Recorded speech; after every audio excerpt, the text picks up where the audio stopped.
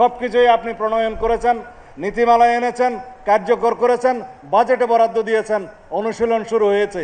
এটাই জাতি দেখতে চায়। ধন্যবাদ মাননীয় প্রধানমন্ত্রী। মাননীয় প্রধানমন্ত্রী, আপনি চেয়েছিলেন এটা সুস্থ জাতি গঠন হোক, ক্রীড়ায়, সংস্কৃতিতে এবং আরেকটি ভাষায়, অর্থাৎ বাংলা ইংরেজির পাশাপাশি তৃতীয় একটি ভাষায় আমাদের সন্তানরা পারদর্শী হোক। এদেশের সমস্ত শিক্ষার্থী তাদের দুই হাতকে কর্মের হাতে পরিণত করুক। আপনি চেয়েছিলেন নির্বাচনী ইশতেহারে, আপনি সেটা প্রতিফলন করেছেন এবং আমাদের 31 দফার তার প্রতিফলন আছে। সেটা বাস্তবায়নের জন্য আজকে মাত্র 3 মাস, 3.5 মাস এই সরকারের বয়স হয়েছে। আপনি বাস্তবায়িত করে ফেলেছেন প্রায় অর্ধেক। এটা হচ্ছে তার নমুনা।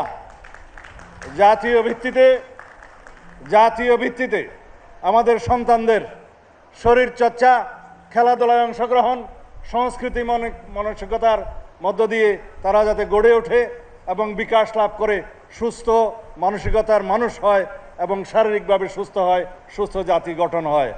এইটাই আমাদের সকলের কামনা, কিন্তু বাস্তবায়ন করে যাচ্ছেন আপনি আপনার নির্বাচনী ম্যানিফেস্টোর মধ্য দিয়ে, বরাদ্দের মধ্য দিয়ে এবং শিক্ষা ব্যবস্থায় তার নির্ধারিত কর্মসূচি প্রণয়নের মধ্য দিয়ে। আপনি বলেছেন যে আমাদের সন্তানরা যে কোনো একটা ক্রীড়ায় অংশগ্রহণ করবে তার পছন্দ মতো, যে কোনো একটি কারিগরি ট্রেডে প্রশিক্ষণে প্রশিক্ষিত হবে তার ইচ্ছা মতো, এবং যে কোনো একটি সাংস্কৃতিক চর্চায় সে অংশগ্রহণ করবে, বাংলা ইংরেজির পাশাপাশি আরেকটি তৃতীয় ভাষা শিখবে। সব কিছুই আপনি প্রণয়ন করেছেন, নীতিমালা এনেছেন, কার্যকর করেছেন, বাজেটে বরাদ্দ দিয়েছেন, অনুশীলন শুরু হয়েছে। এটাই জাতি দেখতে চায়। ধন্যবাদ মাননীয় প্রধানমন্ত্রী। আমি আজকে যারা বিজয়ী হয়েছে তাদেরকে অভিনন্দন জানাচ্ছি, যারা রানার্স আপ হয়েছে তাদেরকে অভিনন্দন জানাচ্ছি, তারা আগামীতে চ্যাম্পিয়ন হবে।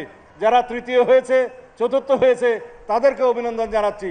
সবাইকে অভিনন্দন জানাচ্ছি যারা প্রাথমিক পর্যায়ে, মাঠ পর্যায়ে থেকে কেন্দ্র পর্যন্ত যারা খেলাধুলায় অংশগ্রহণ করেছে তাদের সবাইকে অভিনন্দন জানাচ্ছি।